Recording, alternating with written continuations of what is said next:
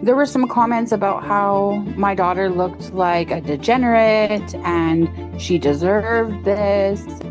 Shame on anybody who left those comments for Jody to read while she was burying her 16-year-old daughter. These kids and these parents are begging and begging and begging. Maybe 10 people who said they knew. Because I'll never see her again. I'll never hear her laugh. Blame the system that prioritizes clicks over compassion because we all built it together. Premier Daniel Smith, if by some miracle you're watching this podcast, please, please.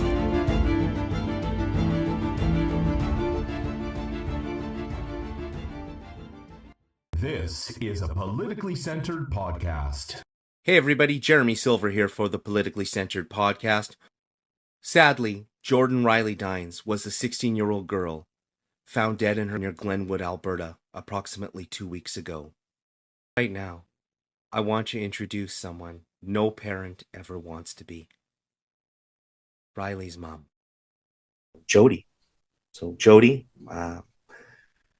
it's been a really hard few days for you, but tell me about Riley.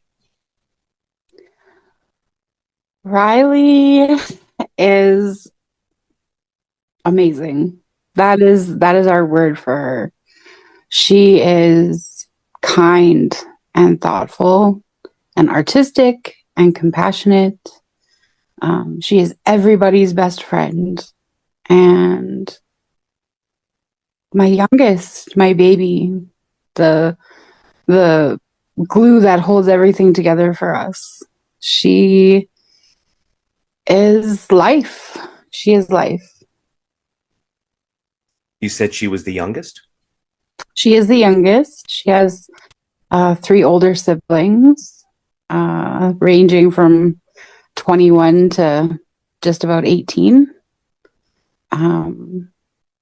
She was the baby. Very, very spoiled baby. I think they all are typically the babies of the family. Yes. So how have the last few days been for you? You told me over message that you were saying goodbye this past weekend. I think, we're not really completely ready to say goodbye yet. Her celebration of life is coming up here at the end of the month. I hadn't seen her since she went missing. So we're about 30 days since the last time I saw her. We had a viewing for her, which was heartbreaking. Very, very heartbreaking. She has been cremated. So she is now home with us. But it's hard because it doesn't really feel like it's real. We just kind of expect that somebody's playing a joke on us, and it's hard. It's really, really hard to just get through every day. I don't even know what next week is going to look like or feel like, let alone tomorrow. It's really hard to fathom. Yeah, I think what you're describing is a state of shock. That's what it sounds like you're describing. Very much, very much. I mean, Riley she was a good kid. Like, she had her issues like most teenagers. And I think nowadays it's harder to be a teenager. There's a lot more stuff out there to entice you into wrong paths. It's a little easier for you to meet up with the wrong people nowadays and make the wrong friends. But she ultimately was a good kid. She cared about others. She cared about how others felt. She always stood up for somebody who couldn't fight for themselves. She's been like that since she was knee-high to a grasshopper. She always fought for the little guy, the one that, needed her help and her protection. And it's just really, really difficult to think about the fact that somebody could have possibly hurt her. And we don't really have any answers, which is the hardest part. Like, it's really hard to grieve and process the loss of your child, let alone anybody, when you don't know what happened, why, where, when, how, who, like what happened, what could have possibly justified this situation. And right now there's just nothing. There's no reason why my 16-year-old child ended up on the side of the road in a car by herself. They haven't, I was seeing comments come in. First, I want to say I saw your comments on Facebook, which is how I found out about it, which, as I said in my intro, I found it really upset me. Besides the fact that I have children the same age, it was like, why do I spend hours a day scanning breaking headlines, and I'm finding out from a desperate mother on Facebook asking for answers? Like, why wasn't the media making this a big deal? And I've seen comments from people online saying they don't report, every murder and every homicide and stuff like that. But we're talking about a 16-year-old, and it should have been breaking headlines. It shouldn't have taken a backseat to the Jeffrey Epstein story, which broke that week. And we've had the same feeling. We've had the same feelings, and a lot of it. So I haven't really talked about this part much, because I really wanted it to be about her and people remembering what they saw in the last few days where she was missing. But the truth is the RCMP are reporting that she's been missing since the 2nd of July. And that's truthful, but it's not the full truth. There was actually a missing persons report put out for her on June 19th, which was the day that she actually went missing. June 19th at around 7 p.m., she left and had not been seen or heard from until the Calgary police contacted her by phone. She was adamant that she was not coming back, that she was fine, everything was good. Regardless of her situation, she wasn't supposed to be out on the street. She was supposed to be back at her program. And they had made phone contact with her twice, decided that they had met the criteria for missing persons, and closed the file. And as the people who care about her the most, we felt like making phone contact with her wasn't enough. We needed to make physical contact with her. So they reopened the missing persons report. This is something that I haven't talked a lot about because I don't think that it should matter, because she's a child, because she needed help. And I have posted before that she is a highly at-risk youth, and she is. She struggles with a lot of different things. But one of them is making good, safe decisions for herself while she's out on the street. She's had many run-ins with the police. The police know her very well, and made the decision to close the first file. My husband and I believe that they were wrong based on her history, based on who she was, that they should have kept the file open and made physical contact with her. Our belief is that you were supposed to make physical contact with her. I know that when they do a welfare check, they need to make physical contact with somebody to make sure that they're okay. But they chose not to make physical contact with her because they made phone contact with her. So technically she was actually missing from the 19th of June, not July 2nd, because nobody had actually physically seen her in person.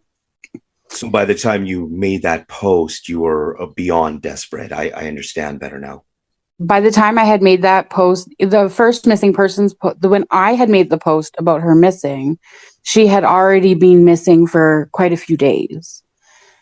And so I always wondered, why I see other kids being posted as missing, but she has never been posted.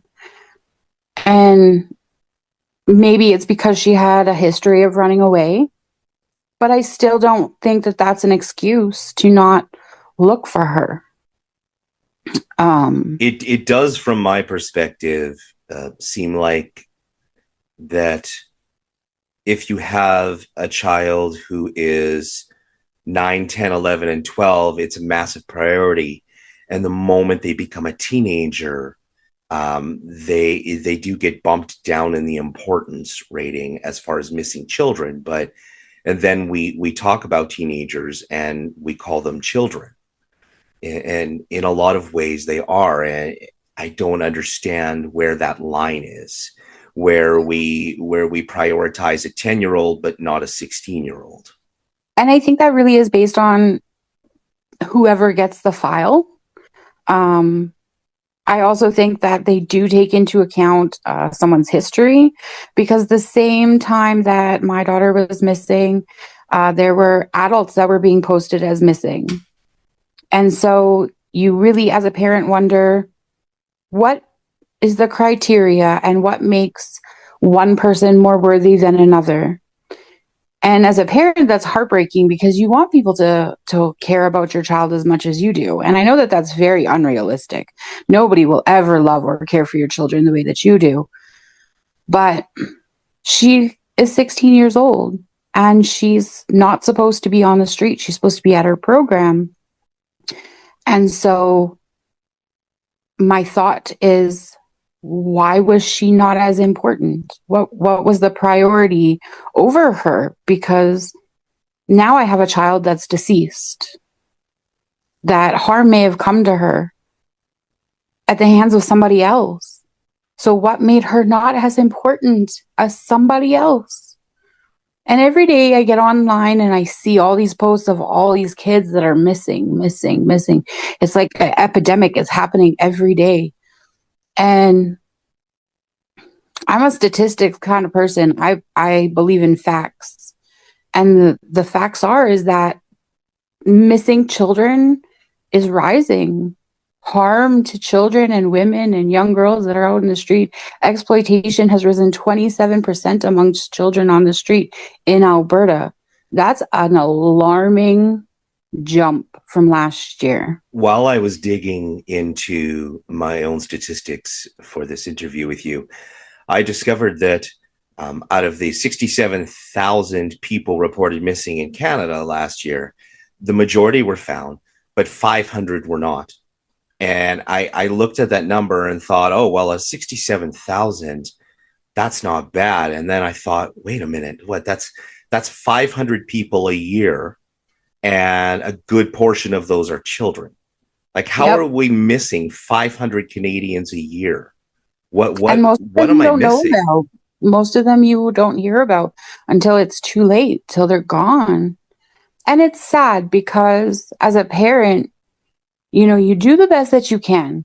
I always warn my kids about the dangers that are out there. I always talk to them about what to do if something happens, if somebody's following you, or if you feel threatened or you feel scared, how to protect yourself, how to make yourself safe. I talk to my kids about my expectations when they're out, and how to treat people, and what behavior is acceptable and what behavior isn't acceptable. And you do your best as a parent, but you can't control other people. And the truth is that when the kids are out in the street and they're with their friends, they just make different decisions than what you would expect. And I think that she wanted to do all the right things. I think she really wanted to make good decisions. She just didn't really know how to avoid the negative people. Being a teenager is it's it's hard. Yeah, we I remember. remember being a teenager. We all do. It was horrible. Nobody enjoyed being a teenager. And Yeah. that was before internet. Yeah. That was it. That was before, things got really dangerous for them out there. And so as a parent, you don't know what to do. You don't know how to help them. You want to guide them, but not control them. Yeah. And you can't. Let's be realistic, okay? You can't. Because at a certain age, your kids hold all the cards. And that's the reality. I've been through a lot with her. We've been down many paths, many roads. I have stuck by her through every single one of them. And I have asked all the questions because there comes a point where the children are now in control. They get to decide. They choose what they want to do. And you have to just sit back and hope for the best and hope that they make the right decisions and that you've guided them the right way. And that's hard as well, because there has to be a point where the parent is able to take the reins and say, hey, like, this isn't working and we need to go a different way, whether that child wants to or not. And you don't really have that option. That's not an option anymore. I mean, I remember growing up as a teenager, my parents scared the daylights out of me. Like I tried to be on my best behavior all the time because you never wanted to get in trouble. And now kids, there's no real fear of anything. Kids really don't fear anything because everybody fears everybody else. The teachers fear the parents fear the kids, and the kids fear nobody. So you just do the best that you can and you hope for the best. And she wasn't a bad kid.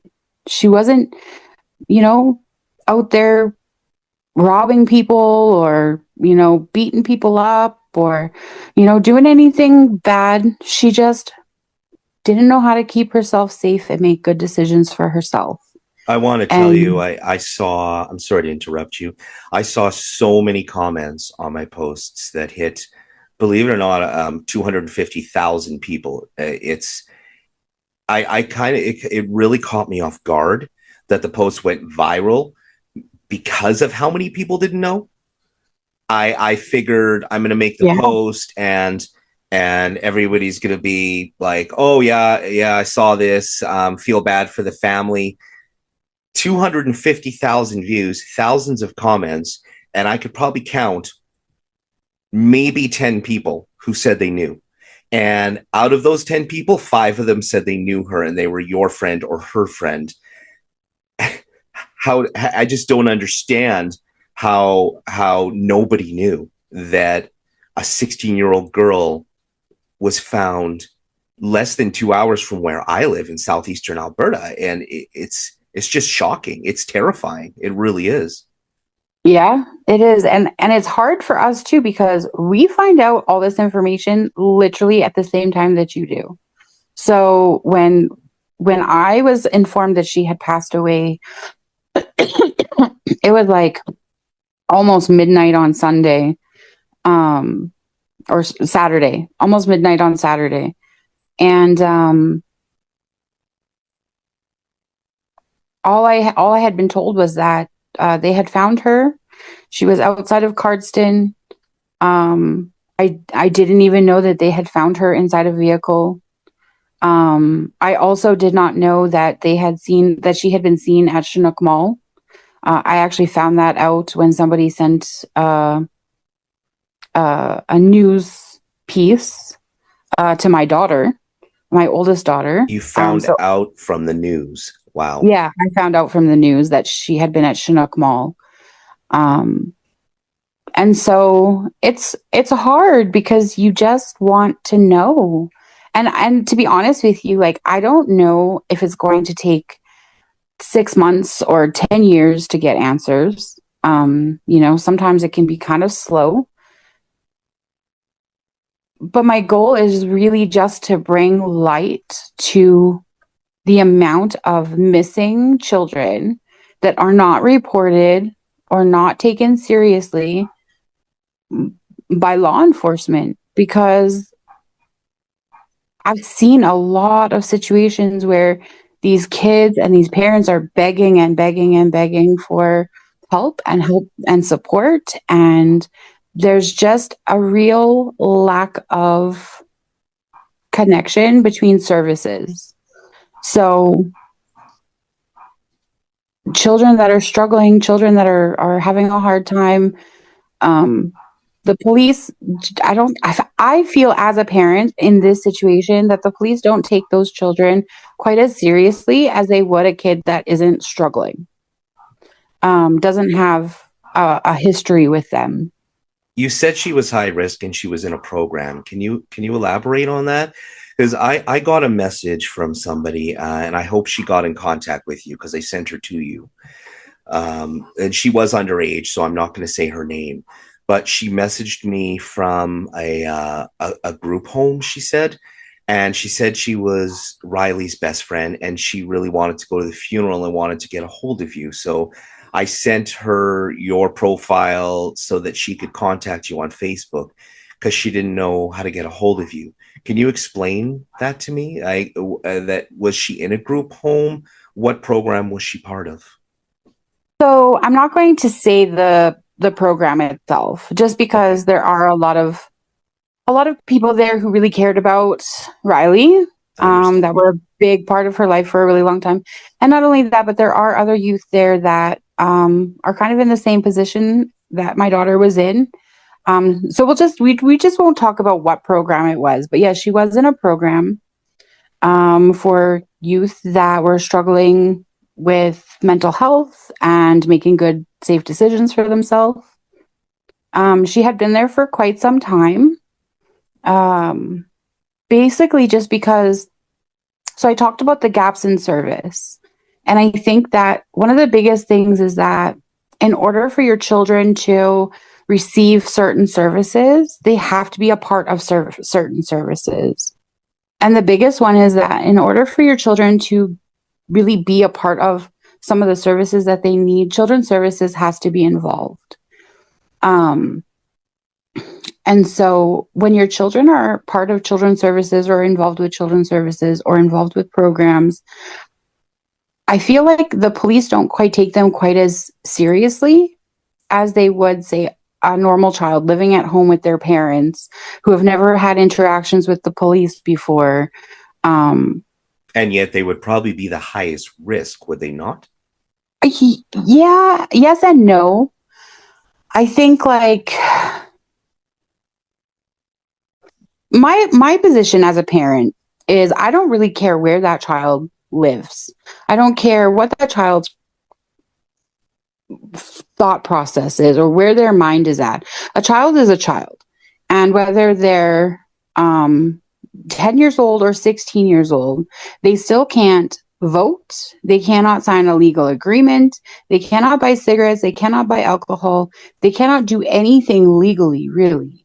So until they become of age where they are able to make those decisions for themselves legally, all children should be taken seriously. So if the child next door runs away, they should be looked for just as much as if my child runs away, because they're children.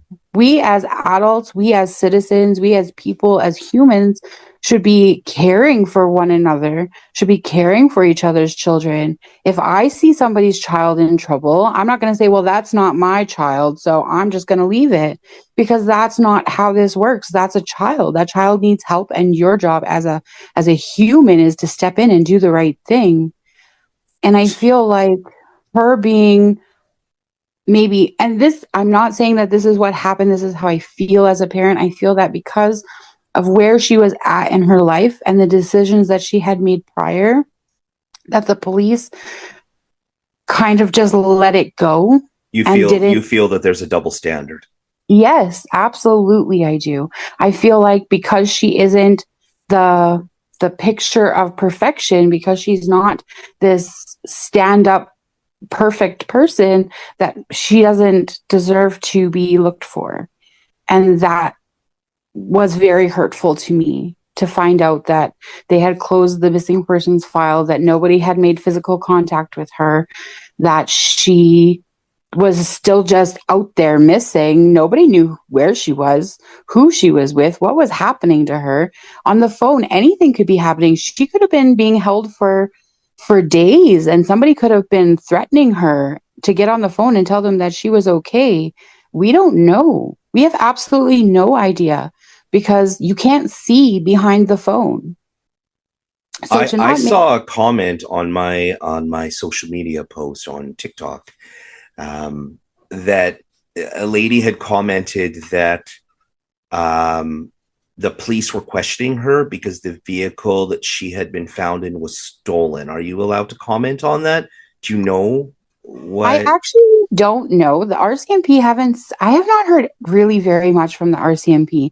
Everything that I've heard has been from online. I did hear that the car was not reported stolen until they had spoken to the owner of the vehicle, and then they said that yes, they had noticed the vehicle was missing. There is a lot of speculation online about the vehicle, whether there was one person, two people, whether it was an overdose, whether some comments aren't very positive either. There's a lot of negativity towards myself and my child. Like, I've done something to make my child run away. Her home life had to have been bad because what child runs away? I'm really And sorry that you have to see those. I would like to let you know there was not a single comment on any of my posts that were negative like that. I didn't see those comments, and I would encourage other people who post this to really take a step back and understand how they frame things sometimes, because yeah, that's really important. it is really important. And it's important because there were some comments about how my daughter looked like a degenerate and she deserved this. And you can't tell a person by a picture or by a one paragraph story. She was not a bad person. If anything, there is not one person in this world that would say a bad thing about her. She cared about everybody that she came into contact with. She was helpful. She was kind. She was generous. She was loving. And she just made some really bad decisions. And any one of us could make a bad decision. Like, there's online dating. You go meet somebody and you put yourself in a bad position. And as a grown adult, you could find yourself in a bad way. It could happen to anybody. And so to see those type of comments really hurts because we know her. We know who she is. We know the kind of person that she is. And to blame me, listen, I've blamed myself enough. Okay. Yeah. I have wondered a million times if there was something I could have done more than the millions of things that I have already done to try to protect her. But I ran out of resources. I ran out of ways to help her other than to stand beside her, tell her that I love her every day, and hope for the best. Because eventually there's nothing else you can do. You just have to let them learn. And this was a really hard lesson for both of us because I'll never see her again. I'll never hear her laugh. I'll never hear her jokes. I'll never get to see her smile. And that is heartbreaking. I'm so sorry. I genuinely am, as a parent of a teen. I just I cannot even imagine it's what you're going through. I'm so sorry. I just want people to remember that a little snapshot of somebody's life isn't who they are, you know? Those comments people make online, I have a rule that I never delete comments, but boy, oh boy, some of them are just, it shows that people have zero empathy, and it's a reflection on them, not you or your child. That is the way I take those comments. That if somebody can come on and on a thread where a grieving mother is reading the comments about her child who just passed away, and make a heartless comment, then it's a reflection on the person making the comment. And that's all it is. It's Yes, that's what my disgusting and husband it's says shameful. too. That is what my husband says too. But as a mother, it's really hard not to take those things and really Of feel them, course. Yeah. because I don't want people to think bad about her. Like she wasn't bad. She was far from bad. She was so sweet and so loving and so funny, and she could just light up a whole room so quickly. And I just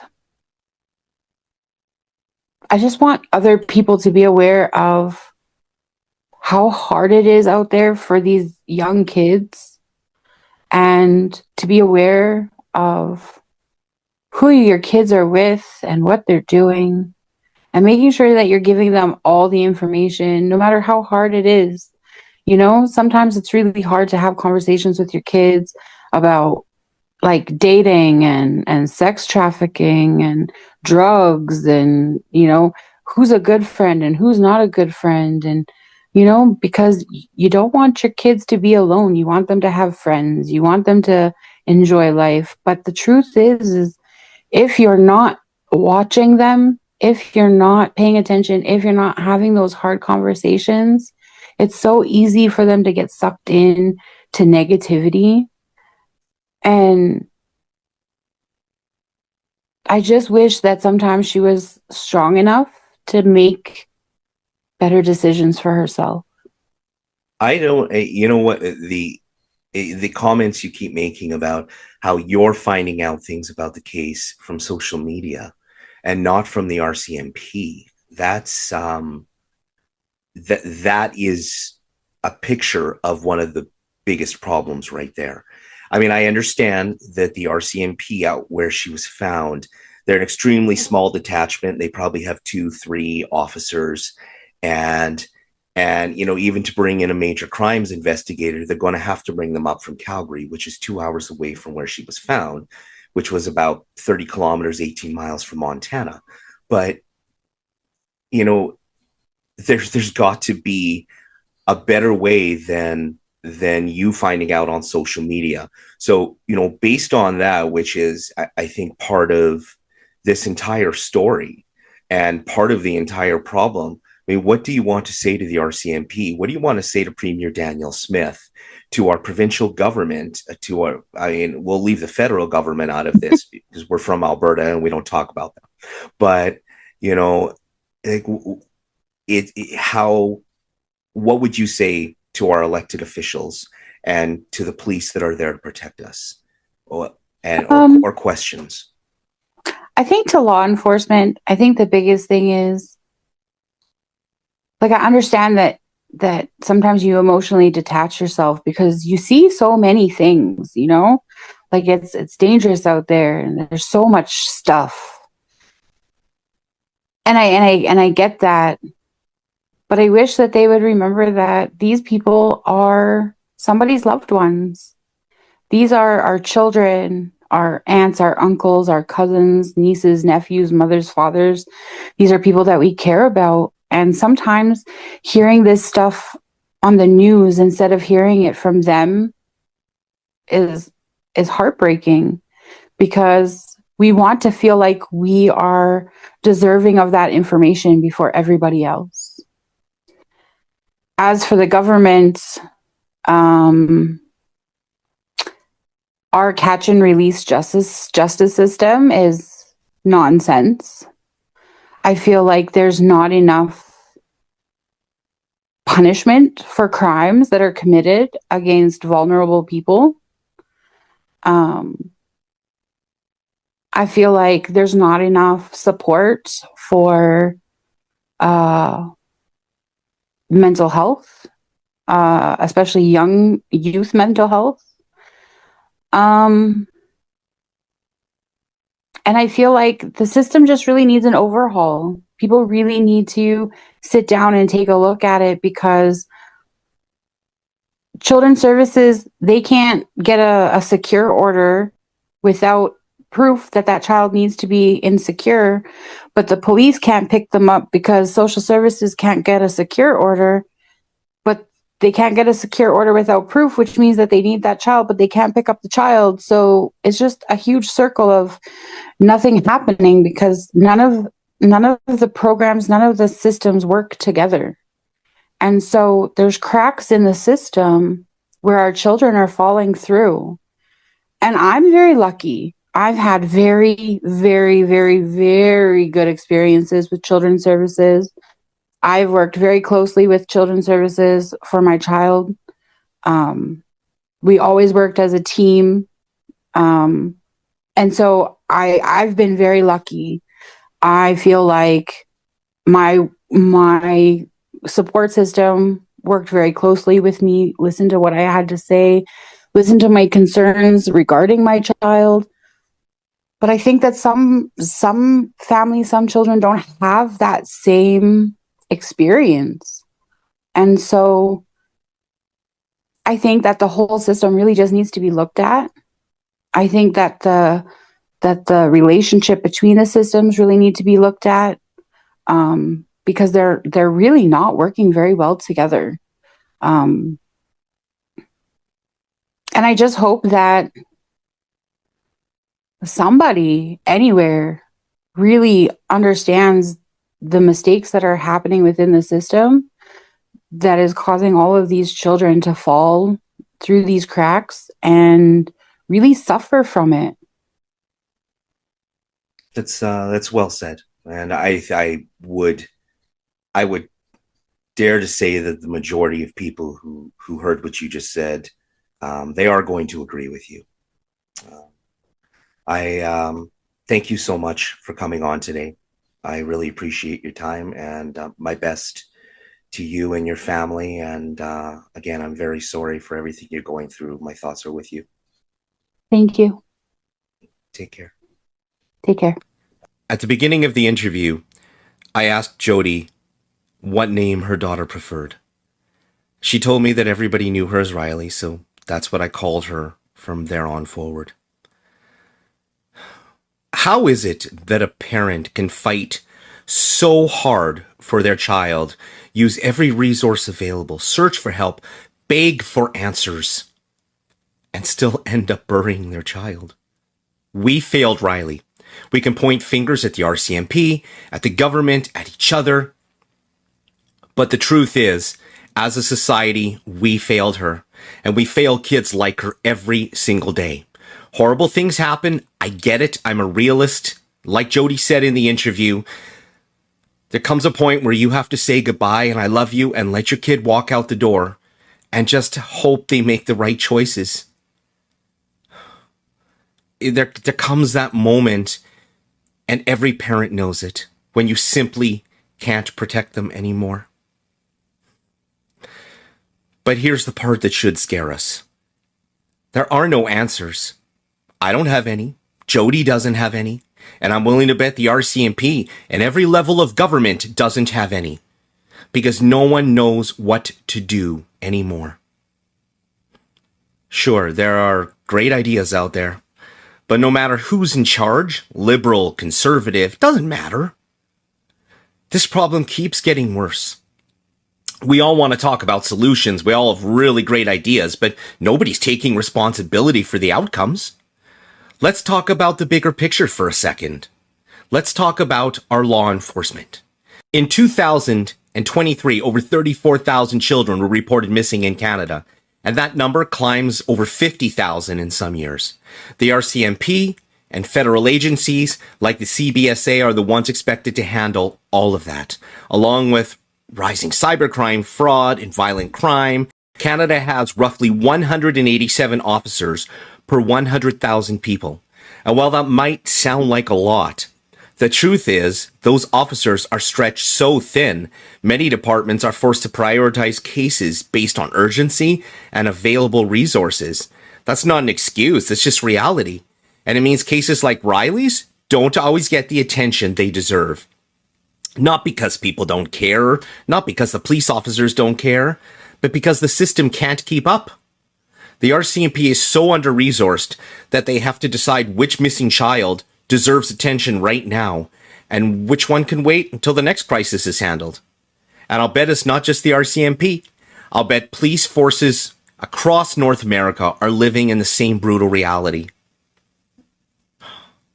You know, and here's what makes it worse. How on earth does a mother find out details about her daughter's death from social media or the news instead of directly from the police? Like, really? How is it that 2 of my posts about Riley Dines reached over 250,000 people, and yet out of the thousands of comments I read, maybe 10 people even knew she was missing or had died? And at least 5 of those people actually knew her personally, so they don't even count. And now let me take some responsibility too, because while Riley went missing, I was posting about Jeffrey Epstein and about Donald Trump and about Mark Carney and all those fancy headlines. And you know why I did it? Because you click on it. That's why. Because it gets more views than a story about a 16-year-old dead girl. And that's how your algorithms work. It shows you what you engage with. So what does that say? It says that according to your own digital behavior, you're more interested in Mark Carney, in Donald Trump, in Jeffrey Epstein than Riley Dines. That's not on the media. That's not on content creators. That is on us, all of us, including me and you. I had to dig back through my own research to figure out how I even found Jody's post in the first place, because I couldn't figure out why I found it. You want to know how? Because I typed in local breaking news into Google, and I guess my algorithms figured out that I got tired of seeing national headlines and stories about Epstein and Trump, and finally showed me Jody's plea for help when I opened up Facebook. Not on Global News, not on CBC, not on CTV, not a single major media outlet gave it more than 5 seconds. So again, don't blame media alone. Don't blame me. Blame the system that prioritizes clicks over compassion, because we all built it together. And if you want proof, here it is. I'll show you. Look. This is the post I made about Riley's death. Look at all the clicks it got. And now this over here is the post with the same format about a girl missing in Nova Scotia. Yes, demographically and location definitely played a part in it. Riley's story hit harder for my audience because a lot of my followers are in Alberta, and it was local and she mattered more to you. But you know what the biggest difference was? One headline said dead girl and the other said missing. That's pretty much it. That's the algorithm. That's the difference between viral and ignored. Because death gets more clicks than danger. And that alone should make us all stop and think about how the system actually works. Riley deserved better. And here's something else that needs to be said. Like, during the interview, Jody told me about some of the disgusting things people wrote online and about how her daughter died. People actually saying Riley deserved it or she looked like a degenerate. Like, are you serious? If you're one of those people, let me tell you something. That doesn't make you bold. It doesn't make you strong. It means you have zero emotional intelligence and no empathy. And that isn't a strength. It just makes you look weak, contrary to what you believe. You think being cruel makes you tougher? It doesn't. You're not honest. You're just emotionally stunted. You're not brave. You're just broadcasting your own ignorance to the world. Shame on anybody who left those comments for Jody to read while she was burying her 16-year-old daughter. Shame on you. I'm so tired of people defending it with, I'm not being mean, I'm just being honest. Wow. Well, you know, hey, newsflash, we all have messed up thoughts in our heads. Sometimes we just keep them in better than you. You're not special. The rest of us have more emotional intelligence to keep those thoughts to ourselves. So no, your honesty doesn't make you superior. It means the rest of us are better at being decent human beings than you are. Congratulations. If that makes you uncomfortable, I'm sorry about that, but I'm just being honest, not being insulting. Because Riley deserved better. And her mom didn't deserve your disgusting comments either.